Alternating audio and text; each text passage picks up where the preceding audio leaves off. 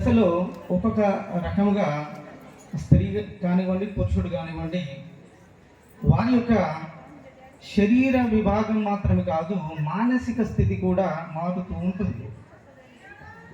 కనుక ఒక 25-30 సంవత్సరాలు వచ్చినప్పుడు అబ్బాయి కానివ్వండి, అమ్మాయి కానివ్వండి పెద్దవాడైపోతాడు. పెద్దవాడైన తర్వాత చిన్నవాని వలె లేక పిల్లవాని వలె ఆ చేష్టలు క్రియలు కనబడ్డాయి అనుకోండి, ఆ తల్లిదండ్రుల యొక్క బాధ వర్ణనాతీతం. బాగా ఎదిగిన వయసు వచ్చిన తర్వాత చిన్నపిల్లలు కార్లు తీసుకొని ఆడుతూ ఉంటారు. చిన్న కార్లు ఉంటాయి కదా, బొమ్మలు, ఇట్లాంటి వాటితో ఆడుతున్నప్పుడు ఆయన చూసి మనకి ఏమనిపిస్తుంది? పెద్దవాడైనప్పుడు పెద్దవాడి వలె యోచించాలి, తలంచాలి, ప్రవర్తించాలి. కానీ వయసు పెరిగిన తర్వాత కూడా చిన్న పిల్లలాగా ప్రవర్తిస్తూ ఉంటే ఆ మనిషి యొక్క శరీరం ఎదిగిందే కానీ మైండ్ మెచ్యూర్ అవ్వలేదు అనేది మనకు స్పష్టంగా అర్థమవుతుంది. కనుక అపోస్తుడైనటువంటి పౌలు గారు బైబిల్ ఒక 14 పత్రికలు రాశాడు. అందులో కొరింథీయులకు రాసినటువంటి పత్రిక, మొదటి పత్రిక 13వ అధ్యాయము 11వ వచనంలో చక్కని మాట వ్రాయబడుతుంది.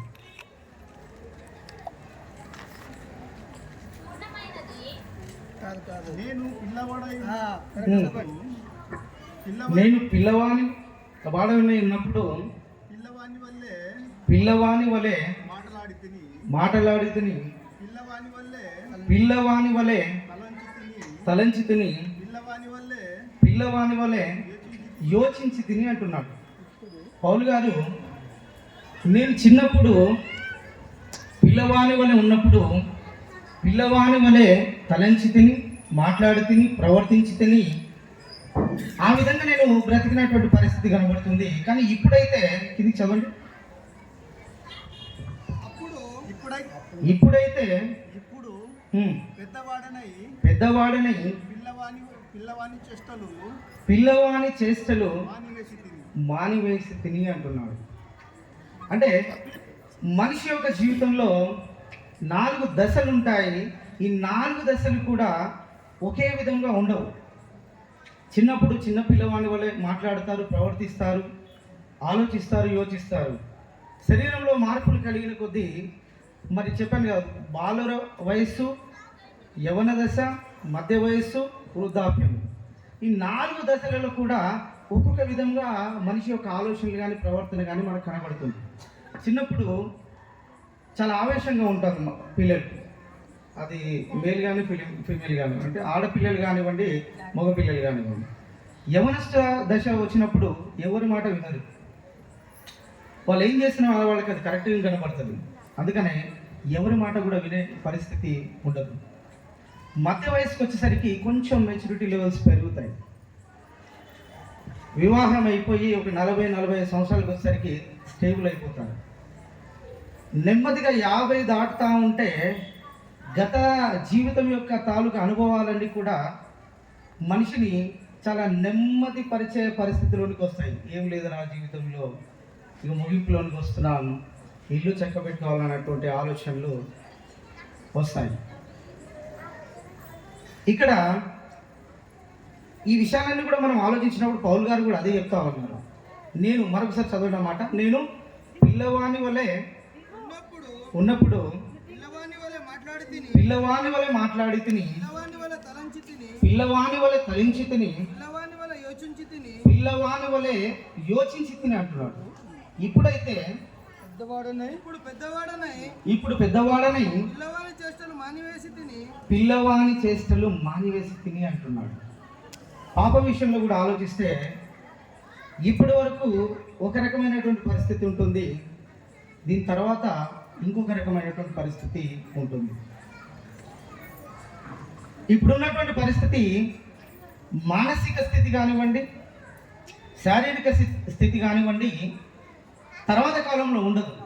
అంటే మనకు బాగా అర్థం కావాలంటే, చదువుకుంటున్నప్పుడు ఈ చదువులో 10వ తరగతి వరకు ఒకలాగా ఉంటుంది, 10 దాటిన తర్వాత ఇంకొకలాగా ఉంటుంది. ఈ 10కి దాటిన తర్వాత మీడియేట్ అనేది ఒకటి వస్తుంది. ఏంటది?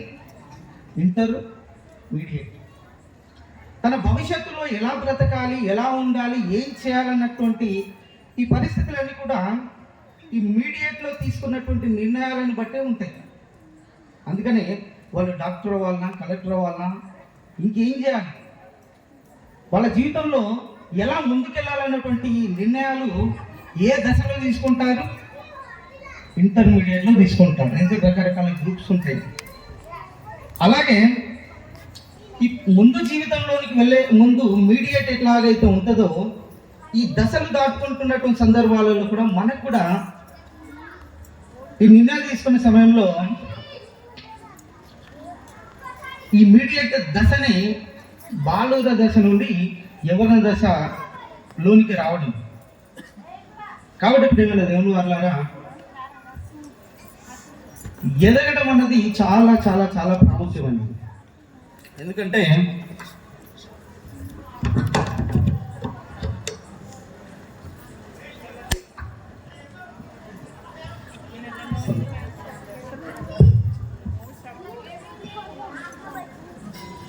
ఒక్కొక్క దశలో మనం ఎదగాలి. ఇలా ఎదగడం కొరకు మనం ఆలోచించగలిగితే, ప్రతి దశలో ఒకే విధంగా ఆగిపోయామనుకోండి, అది చాలా ప్రమాదకరం. చెప్పాను కదా ఇందాక, మన పెద్ద అయిపోయిన తర్వాత చిన్నపిల్లలు ఆడుకునే బండ్లు, కార్లతో మనం ఆడుకుంటుంటే మనల్ని ఎలా చూస్తారు? భయంకరంగా ఉంటుంది పరిస్థితి. మనం ఎదిగితే తల్లిదండ్రులు చాలా సంతోషపడతారు, మన కుటుంబీకులు సంతోషపడతారు, మన శ్రేయోభిలాషం, మన బంధుమిత్రులు సంతోషపడతారు. ఈ కార్యక్రమం జరుగుతున్నది ఏంటంటే, అమ్మాయి ఎదుగుతున్నటువంటి దశ మనకు కనబడుతూ ఉంటుంది. తన జీవితంలో దేవుడు మరొక దశలోనికి నడిపించినట్టుగా మనకు కనబడుతుంటారు, మరొక మెట్టులోనికి ఎక్కించినట్టుగా మనకు కనబడతా ఉంటుంది. యేసుక్రీస్తు విషయంలో కూడా బైబిల్ ఒక చక్కని మాట ఉంటుంది. లూకా సువార్త 2వ అధ్యాయం చివరి వచనం. లూకా సువార్త 2వ అధ్యాయము చివరి వచనం. ఎవరైనా చదివిస్తారు సహాయం. యేసు జ్ఞానమందును, వయస్సునందును, దేవుని దయయందును, మనుషుల దయయందును వర్ధిల్లుచుండెను అంటున్నాడు. మనందరికీ మార్గదర్శి అయినటువంటి ప్రభు అయిన యేసుక్రీస్తు వారు కూడా శరీరాన్ని ధరించుకొని భూమి మీదకి వచ్చిన తర్వాత ఆయన లోపల దశలు కనబడతా ఉన్నాయి, ఎదుగుదల దశలు కనబడతా ఉన్నాయి. జ్ఞానమందును, చదవండి మరొకసారి. యేసు జ్ఞానమందును, వయస్సునందును, దేవుని దయయందును, మనుషుల దయయందును వర్ధిల్లుచుండెను అంటున్నాడు. అంటే ఈ లోకంలో మనం శరీరాన్ని ధరించుకొని వచ్చినటువంటి మనము, ఆడ కానీ మగ కానీ, మనకు కావలసిన అత్యవసరమైనటువంటి పరిస్థితులు ఏంటంటే జ్ఞానమందును, దేవుని జ్ఞానమందును, వయస్సునందును, మనుషుల దయందును వర్ధిల్లాలి. ఇలా వర్ధిల్లాలి ఈ 3 అంశాలలో కూడా అంటే మనం ఏ దశలో ఉండాలి, ఏ దిశగా వెళ్ళాలని ఆలోచిస్తే, మనం ఏ దశలో ఉండాలి? బాల్య దశలో ఉన్నప్పటి నుండే, చిన్నప్పటి నుండే వారికి దేవుని జ్ఞానంలో పెంచాల్సినటువంటి అవసరం ఉన్నది. వీళ్ళు దేవుని జ్ఞానంలో పెరగాలి, దేవుని ఆశీర్వాదంలో వాళ్ళు ముందుకు కొనసాగాలి అంటే మొట్టమొదటిసారిగా పిల్లలు కలిగినటువంటి ప్రతి తల్లిదండ్రులు కూడా ఇలాంటి కార్యక్రమము అందరి జీవితాలలో జరుగుతాయి. అది ఎవరు ఆపిన ఆగవు, కొనసాగుతూనే ఉంటాయి. కానీ తల్లిదండ్రులు గమనించాల్సినటువంటి విషయం ఏంటంటే, దేవుని జ్ఞానమందును, వయస్సునందును, మనుషుల దీవెన యందును పిల్లలు ఎదగాలి అని అంటే ఖచ్చితంగా ఒక పని చేయాల్సినటువంటి అవసరం ఉన్నది. చిన్ననాటి నుండే వారికి దేవుని జ్ఞానంలో పెంచాలి. ద్వితీయోపదేశకాండం 6వ అధ్యాయంలో చెప్పబడ్డటువంటి ఆ రూల్స్ ఏవైతే ఉన్నాయో, ఆ టర్మ్స్ అండ్ కండిషన్స్ ఏవైతే ఉన్నాయో, ప్రతి తల్లిదండ్రులు వాటిని పాటించాలి. నడుస్తున్నప్పుడు, పడుకుంటున్నప్పుడు, లేస్తున్నప్పుడు, ఏ సందర్భంలోనూ కూడా వారికి వాక్యాన్ని నేర్పించాలి, దేవుని జ్ఞానాన్ని నేర్పించాలి. అలా నేర్పించి వాళ్ళను పెంచుతా ఉంటే ఇక వారి జ్ఞానమందును, వయస్సునందును, మనుషుల దయ అందును. మనుషుల దయ ఎప్పుడు సంపాదించుకుంటాం? మంచి పనులు చేసినప్పుడు మాత్రమే, అవునా కదా? పెద్దవారైన తర్వాత మరి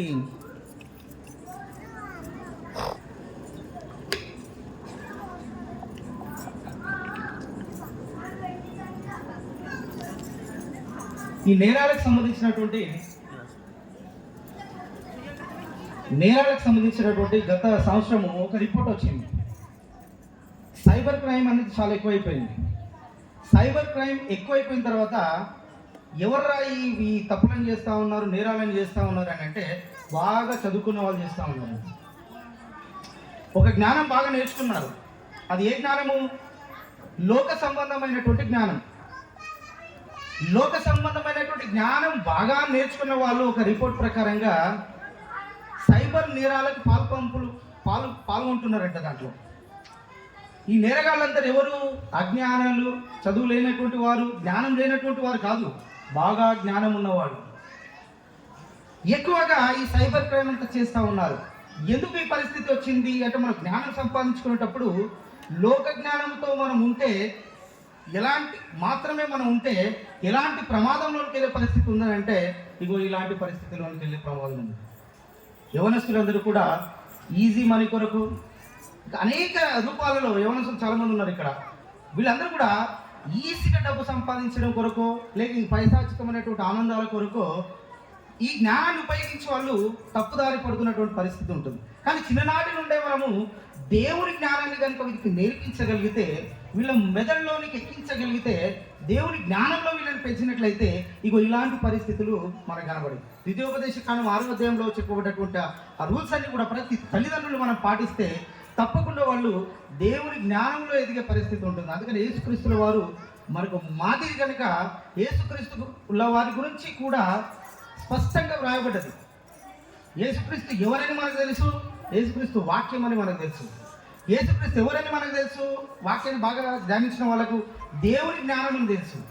కలిగి ఉన్నది ఏది ఆయన లేకుండా కలగలేదు. కానీ ఆయన శరీర ఆకారాన్ని ధరించుకొని భూమి మీదకి వచ్చినప్పుడు మనుషుల దయందును, దేవుని దయందును, మరి పెద్దల దయందును, జ్ఞానమందును వర్ధిల్లుచుండని అంటారు. కనుక మనందరికీ మార్గదర్శి ఎవరు ఇలా పెరగడానికంటే యేసుక్రీస్తుల వారు. అందుకనే యేసుక్రీస్తుల వారి గురించి ఒక చక్కని మాట బైబిల్లో రాయబడ్డది. ఎఫెసీయులకు రాసిన పత్రిక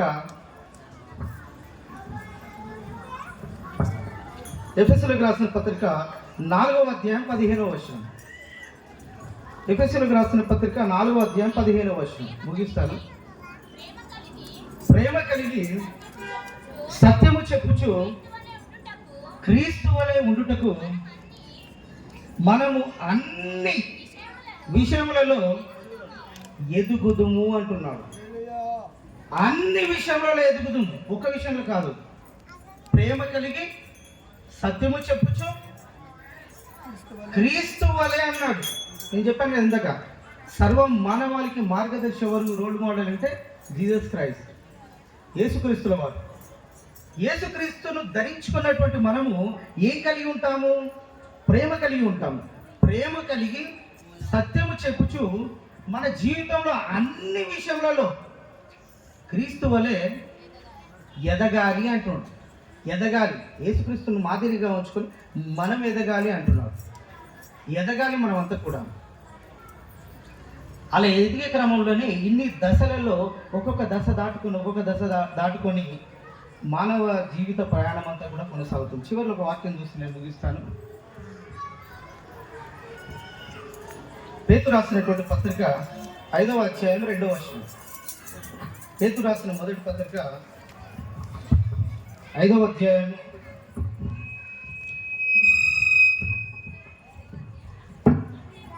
2వ వచనం. కలిమి చేత కాక దేవుని చిత్త ప్రకారము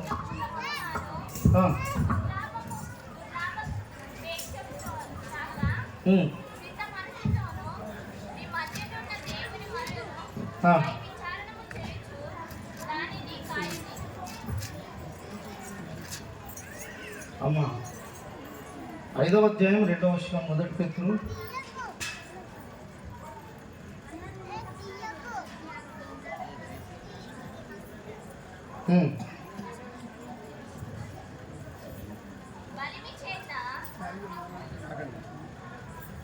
మైక్ అనే ఇవ్వండి.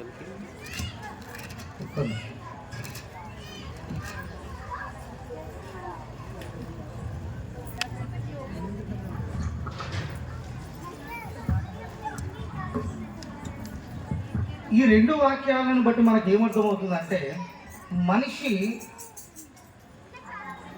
తక్కువ సమయం ఉంది కనుక నేను క్లుప్తంగా ముగించే ప్రయత్నం చేస్తున్నాను. 5-10 నిమిషాలు అన్నాను కదా, మీరు జాగ్రత్తగా ఆలోచించండి. మన దశలలో, మన జీవిత కాలంలో, మన ఆయుష్ కాలంలో తప్పకుండా మనం యేసుక్రీస్తును మాదిరిగా ఉంచి ఎదగాలి.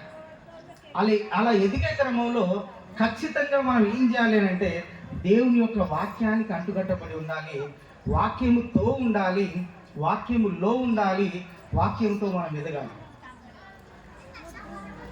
కాబట్టి ప్రియమైన దేవుని వారలారా, కుమార్తె యొక్క జీవితంలో దేవుడు చేసినటువంటి గొప్ప అద్భుతము, తల్లిదండ్రులతో, కుటుంబీకులతో మనం అందరం సంతోషించేటటువంటి గొప్ప అద్భుతమైనటువంటి ఈ శుభ సందర్భము, ఎదిగినటువంటి సమయం. ఇక మీదట తన జీవితకాలం అంతా కూడా పాప దేవుని జ్ఞానమందు, దేవునికి లోబడి, దేవుని జ్ఞానమందు, మనుషుల దయందు, లోకంలో ఆమె ఎదిగి దేవుని కొరకు ఉన్నతంగా బ్రతికి ఈ చిన్న జీవిత కాలంలో బైబిల్లో ఉన్నటువంటి భక్తులు, స్త్రీలు ఎలాగైతే ఉన్నారో అలాగే తను కూడా తన జీవిత ప్రయాణాన్ని కొనసాగించాలని కొన్ని మాటలు ముగిస్తున్నాను. అదే తల మంచుడి చిన్న ప్రార్థన. పరిశుద్ధ దేవ, పరమ తండ్రి, పరిశుద్ధమైన ఘనమైన నామమునకు మరొకసారి వందనాలు, కృతజ్ఞతాస్తుతులు చెల్లించున్నాను తండ్రి. వినిపించినటువంటి మీ మాటలను బట్టి మీకు వందనాలు. విన్నటువంటి మాటలు విని విడిచిపెట్టకూడదు తండ్రి, హృదయాలలో భద్రపరుచుకొని మేమందరం కూడా వాటి ప్రకారంగా బ్రతికే భాగ్యాన్ని దయచేయమని మా ప్రభువును మా రక్షకుడైన యేసుక్రీస్తు ద్వారా ఈ ప్రార్థనకు సమర్పించుకొచ్చున్నాం పరమ తండ్రి. ఆమేన్.